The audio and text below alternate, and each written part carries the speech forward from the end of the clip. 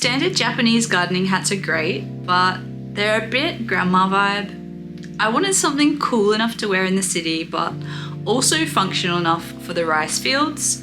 So I thought making one would be easy, but after 3 failed attempts at a brim and a battle with a flatbed sewing machine, I realized I was way over my head. So for making this hat, I basically had a few non-negotiables. It needed to have a brim that was going to block out the sun whether I wore sunscreen or not. And I also wanted it to have that like Legionnaires flap on it, like kind of the same that you would have worn if you went to primary school in Australia and they said, no hat, no play, no school today. I remember that was like punched into my brain in primary school. So I wanted it to have all of those functional features, but still have something interesting and beautiful about it, like you would if you go and buy clothes in like a high-end clothing store. Recently I had made a jacket with this broken weave fabric I like to call. So this fabric basically started off as a mistake. I did a week-long weaving course so that I could learn how to set up my loom and kind of do it all by myself at home. And during that time they kept telling me, do not cut the warp thread, but I couldn't understand why, and I just thought, you know what, I'm just gonna cut it and see what happens because I need to learn just by doing. And anyway, I cut the warp thread and I kind of realized why they said not to do that, but I also, if I hadn't have done that, I wouldn't have discovered this beautiful, beautiful broken weave fabric. So the thing I love about this fabric the most is that it has this amazing like wabi-sabi vibe.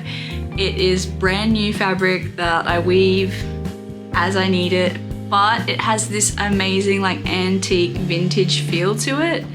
And it, especially if I dye it with like persimmon dye or something like I did on my jacket, it just has this real aura to it that I absolutely love. And I just wanted to see what it would look like as a hat, and then, you know, I can wear the hat with the jacket as well, so it kind of has builded from there. Also like the fact that using this kind of broken weave technique, it gives me the opportunity to use all of the waste that comes from my loom. So when you're weaving, there's inevitably going to be this section of the loom that does not fit through the heddles, and it kind of extends towards the back of the machine. So you're always going to be left with a couple of these strands and stuff that just can't be used because they just don't reach through the heddles, but you need it to get the like threads to go through the machine. So to begin this hat, I got all of my loom waste that I had been saving. So it was most of the stuff from the jacket actually. So I've been saving this waste since like January 2025 when I first started weaving the fabric for the jacket. And then I even had some more recent stuff.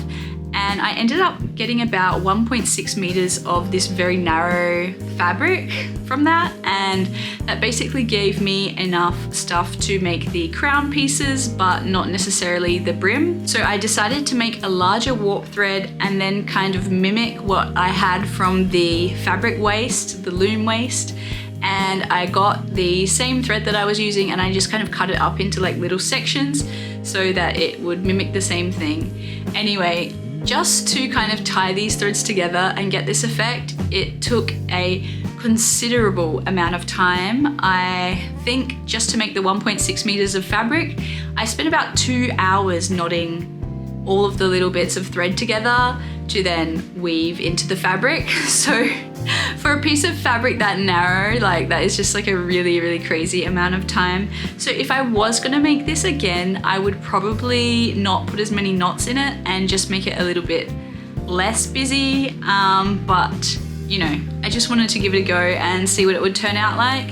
And I was a little bit concerned that because the pieces of the hat are so small that if I made it more spaced out, then I wouldn't really get any of the effect coming into the hat. So to make the narrow piece of fabric, I think it took me a total of like 3 to 4 hours. And then to make the larger part, to make the cape for the Legionnaires bit, I honestly don't even know how long that took me, but yeah, it probably would have taken me quite a considerable amount of time. So pretty much for the first week, I was just preparing the thread and tying it together and then, you know, weaving the fabric. And I actually got sick during this process, so it delayed it even further. And yeah, I was just having the worst luck. But once the fabric was done, it was pretty straightforward from there. To make the pattern for this hat, I also just kind of like found a hat that I had, which was this black hat that I've been wearing for so long. It's actually my husband's, but we kind of share it because I just kind of love it so much. So I ended up just tracing a pattern from those pieces and then just kind of fiddling with it until the shape and everything was right for my head size, because obviously if you're tracing, you're never going to get a fully accurate representation. And for the Legionnaires part, well, obviously the black hat that I had didn't have that part attached, so I had to just kind of like, you know, improvise for this part. So I ended up just sewing a piece of fabric around the crown and doing exactly like I would for making a skirt or something, did a cut and split method and opened all those pleats out, and then just kind of got my husband to be my head model for a little bit, and I just basically made him wear it and I drew the shape on that I wanted. And then I just kind of like twirled it up to check that everything would be okay. Everything was going pretty well until I got up to the brim. So I ended up unpicking this brim about 4 times, and I honestly just finished fixing it about 2 hours ago for the last bit. So even though I finished this hat maybe over a month ago, it's been bugging me that this plastic bit has been in it, and I eventually figured out that wire was the best, but we'll get into that in a little bit. The first time I made this hat, I decided I didn't want it to have that really hard plastic in it. I thought it would be a good idea to make it more softer and more feminine and make it a bit more floppy, and yeah, just do that. But I soon realized that by doing that, I was losing all of that strength and structural integrity, and that it just wasn't really feasible if I wanted that brim to be blocking out the sun really well. So the first time I made it, I put like some quilting fabric in it just to like puff it out a bit and make the shape look nice. But as soon as I tried it on, it kind of flopped down in the front, and I ended up looking like I had this kind of duck's bill or something on me that I just wasn't really a fan of. So to counterbalance this, I ended up trimming quite a considerable amount off the brim. And although the shape worked out well and I was happy with it, I went out and wore it outside in the veggie patch and in the rice field, and I ended up getting a little bit sunburnt across my cheeks and my nose. So I knew it was back to the drawing board after that, and I just wasn't sure what I was gonna do. But I was also kind of happy that I had to unpick it the first time, because I realized that I can make the hat reversible if I had have just used the lining fabric on the underside of the brim. So the first time I unpicked it, I was actually quite happy to unpick it because I wanted to fix that little mistake. So I unpicked that brim off, and the first time I tried to just see if I put this really stiff facing in, if that would make any difference, but that just completely failed, and it was still having the same impact, although it was slightly more structural and slightly a little bit thicker, but it still just did not have any impact on the shape of the brim or if it was going to block out the sun at all. So I decided to trace out a new shape for the brim, and I was really lucky that I had a leftover piece of the fabric that was the perfect size for the brim. Otherwise I would have had to weave even more fabric and waste even more time. Also going to be real with you guys here, after about the 3rd time of unpicking this, I was literally about to throw this hat and my sewing machine at the wall, and I kind of was at that point where I thought that I never ever wanted to make a hat ever again. So a little bit mad at myself too, because after I'd unpicked the hat the first time and tried out the really stiff facing, I had this like little epiphany come up in my head that was like, why don't you just try use wire? But I think I was so caught up in trying to make it look like a hat that you buy in the store that I went down this stupid plastic rabbit hole for like no reason, only to not even be able to use it, and I just wasted time and money and resources. And yeah, I'm just so happy that the wire worked out in the end, but it's just like, why didn't I just use what came to me in my intuition to begin with? Like, Why? So after I had this new brim going, I thought, well, I'm gonna have to put the plastic in it now and I'll just have to deal with it. So I ordered these like hat inserts off of Amazon, but I was just really hasty that day and I wanted to put something inside to see if it would work or not.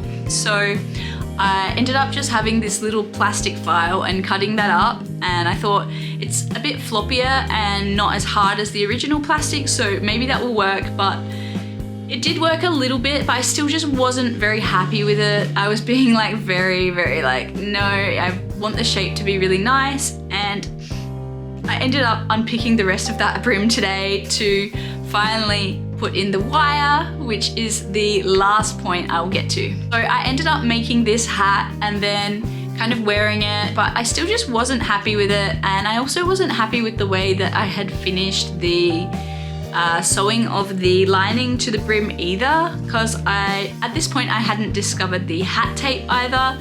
So I ended up just having this hat and just leaving it like that, and I thought, oh well, if it's just gonna be me wearing it and I'm out in the rice field or the veg patch, like nobody else will notice these things. But I'm kind of one of those people where if I know that those things are there, it still bothers me. So I just noticed that I wasn't really wearing it that much, and by this point I was already onto my next hat project, and this is where the real kind of like study and insights came. During my second hat, I just decided to make a regular cap, and I will be putting a video up for that one soon, so make sure you tune into that one if you are interested in me and all of my creative projects. During this next hat is where I realized the importance of using the wire. I went to the sewing shop to see if they would have any of these like plastic inserts, and they didn't, and I actually got the ones that I ordered off Amazon, but they were not the right size, and even though they were the right width, they were like a little bit too shallow.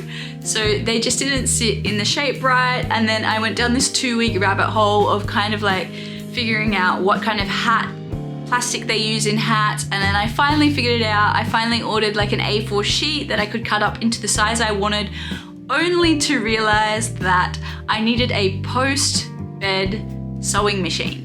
So I only have a flatbed sewing machine. It is industrial, but the table kind of gets in the way, and I am following a few hat makers and stuff on Instagram, and I noticed they always have these post-bed machines. But basically I was trying to sew this hat plastic in and trying to get it in, but it just wasn't allowing me to curve once I kind of got a quarter way in on the brim, because it was just too much thickness there and there was just too much in the way, and the table just didn't like it at all. So it was back to the drawing board, and I just thought, oh my god, what am I gonna do? I finally figured out the plastic mystery, but now I can't even use the plastic. So I went back to the little sewing shop and I discovered that they had this stuff that was hat wire. So I thought, look, I'm willing to give anything a go at this point. I just want this hat and this brim thing to be happening and finally getting on its way. So I bought this hat wire, and I was just amazed at how easy it was to sew this in with a regular sewing machine, and how amazing the shape is. And I also love the fact that you can customize the brim shape according to how you like it. For example, some people like to have their caps more curved, some people like them more flat, like one of those like snapback styles that was super popular when I was like a teenager.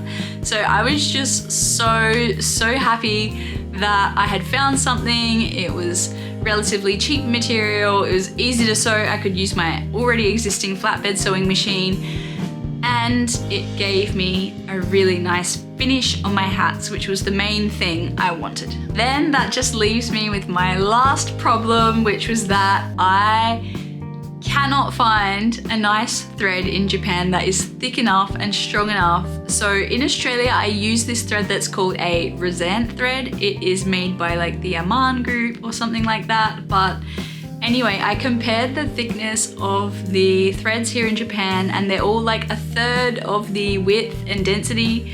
So it didn't matter what I did, if I put my machine tension settings up, if I changed the stitch length to the maximum size, it just kept snapping and snapping and snapping.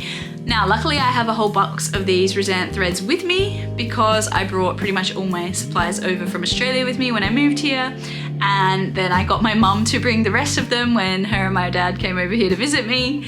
So I did have a lot of Razant thread, but unfortunately I have a whole box of black because when I was in fashion school I used to just kind of make black everything, but now I needed white thread. So I literally just had the tiniest amount left on this spool. Just remember saying to myself, oh my gosh, I hope this doesn't run out. I hope this doesn't run out. And you will not even believe what happened. I literally finished the last stitch and there was about this much thread left that was just wavering in the air, floating around because it was the last bit from the spool. So I'm super happy that by changing to the Razant thread, the breakage stopped a lot. It still happened a little bit, and on any parts that were thick and stuff, I still had a few issues, but it was a lot more doable and I kind of just managed to maneuver my way around that and make it work for me. The thing with the thread also, it just was like the cherry on top. I just thought Japan is like known for its manufacturing. How can they not have a thread that is as good as the Razant thread? Like, I feel like I'm in the land of good fabric and technology, and all of these like Fuji things, I'm just not vibing them. And I even spent an extra like $10 on this one that was like for industrial machine, and I thought finally I've solved the problem, this will do. But no, it was like just as crap as the ones that were for regular sewing machines, and it literally snapped in like 10 seconds again. I was also getting scared every time that I unpicked this hat too, because it's not just some store-bought fabric that is really like stable and strong. This is like a really loose weave hand-woven fabric, so every time I was unpicking it, it was fraying more and more, and I was almost getting to that point thinking like, shit, I'm gonna have to remake the entire piece because it's just fraying away too much and it's just not working. So anyway, after all of that and about 3 to 4 weeks of trial and error, unpicking, resewing, this is what the hat looks like. Does it block out the sun? Yes. Does it stay up? Yes. Can I alter the brim to whatever shape I'd like? Yes. Does it look beautiful inside and out? Yes. Do I look cooler than the Obachans in the rice field? Well, that one I'll have to leave up to you guys with your opinion, so let me know what you think down in the comments there. Also, for anyone interested in purchasing any of my pieces, they are all custom made to order, and so much love and time and effort goes into them. So I hope you love them as much as I love making them. You can contact me at zoemorimotoartist@gmail.com. It is written down in the description below. Just flick me an email and we will sort it out from there. As always, thank you so much for watching. I hope that you enjoyed my little hat making adventure. If you liked this video, then subscribe and follow me on the rest of my creative adventures.